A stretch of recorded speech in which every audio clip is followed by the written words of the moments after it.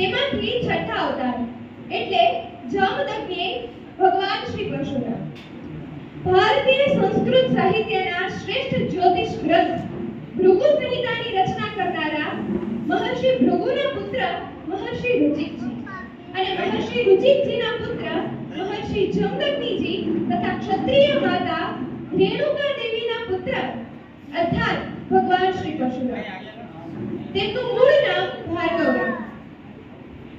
આ ભાર્ગવરામ અર્થાત પરશુરામ જ્યારે સાવ નાના બાળક હતા ને ત્યારે એક પ્રસંગ તેમનો ખૂબ જ પ્રેરણાદાયક છે કે બાળક ભાર્ગવરામ એક રાત્રે પોતાના પિતામહ એટલે કે દાદા મહર્ષિ રુચિકજીને વનમાંથી એક વિકરાળ સિંહ દ્વારા લોહી લુહાણ થઈને આવતા જુએ છે. એ જોઈ અને બીજા દિવસે વહેલી સવારે એ શાંત અને સ્થિર છતાં વીર એવા બાળક ભાર્ગવરામ વનમાં ચાલ્યા જાય છે અને પાછા જ્યારે આશ્રમના દ્વાર પર આવે છે ને ત્યારે એ વિકરાળ સિંહને મારીને તેની પૂંછડી ઘસડીને લઈ આવે છે અને ત્રાણ પાડે છે, ગર્જના કરે છે કે પિતામહ, આ રહ્યો તમારો પાપી ગુનેગાર. મેં તેને નિશસ્ત્ર હણ્યો છે. કહેવાય ને પુત્રના લક્ષણ પારણામાં. એવા હતા આપણા ભગવાન પરશુરામ.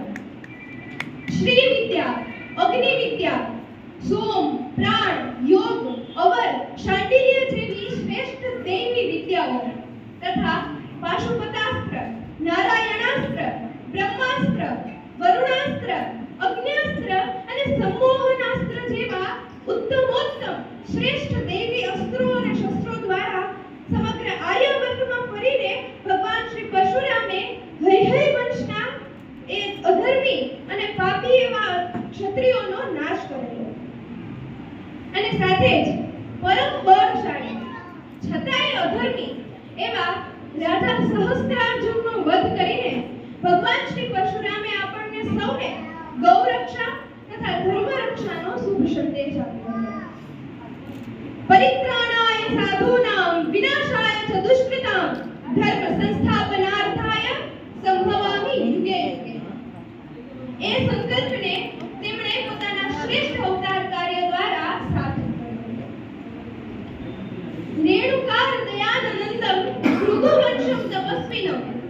રેણુકાર દયાનંદમ ભૃગુવંશમ તપસ્વિનમ ક્ષત્રિયાણામંતકમ પૂર્ણ જામદગ્ન્યમ નમામ્યહમ. જામદગ્ન્યમ નમામ્યહમ. આજે જ્યારે બહોળી સંખ્યામાં અહીં બ્રહ્મબંધુ ભગિનીઓ ઉપસ્થિત છે ત્યારે આપણે સૌએ ભારત રાષ્ટ્રમાં કાશ્મીર રાજ્યમાં પહેલગામ નામના સ્થળ પર આતંકવાદીઓના આક્રમણમાં મૃતક એવા સૌ ભારતીય બંધુ ભગિનીઓને શ્રદ્ધાંજલિ આપવાની છે તથા ભગવાન શ્રી પરશુરામના ચરણોમાં એવી પ્રાર્થના કરવાની છે કે એ મૃતકોના સ્નેહીજનોને ભગવાન આ કઠોરાઘાત સહેવાની શક્તિ પ્રદાન કરે.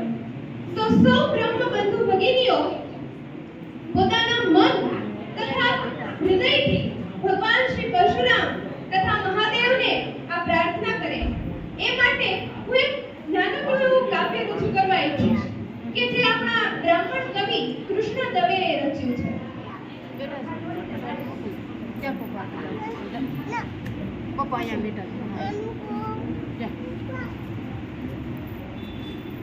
આ કાવ્ય સૌ મૃતકોને સમર્પિત છે.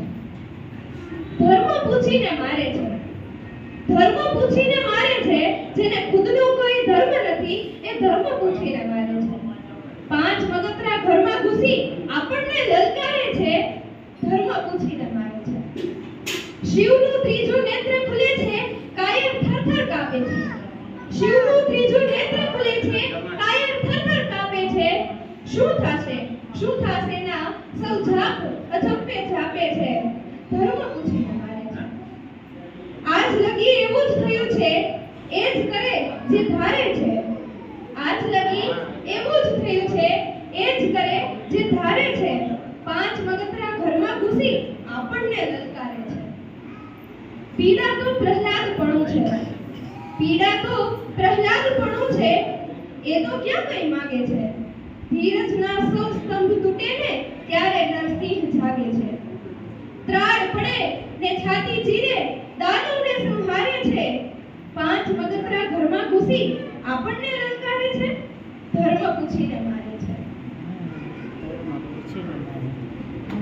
સૌ બ્રહ્મ બંધુ ભગિનીઓની લાગણી જો 2 પંક્તિઓમાં અંતિમ પંક્તિઓમાં હું વ્યક્ત કરું ને તો કહેવાનું મન થાય, હું ધર્મ કી પતવાર में हाँ ज्ञान का भंडार हूँ.